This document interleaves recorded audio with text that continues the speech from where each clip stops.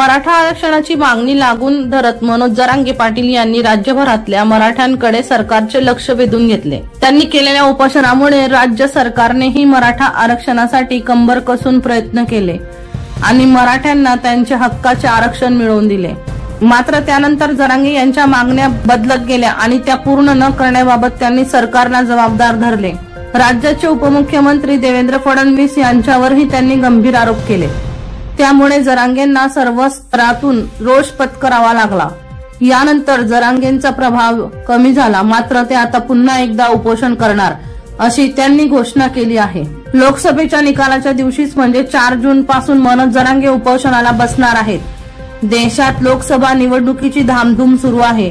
राजकीय पक्षाचे भवितव्य ठरवणाऱ्या या निवडणुकीत विजयाकरता प्रत्येक पक्ष जोरदार प्रचार करत आहे।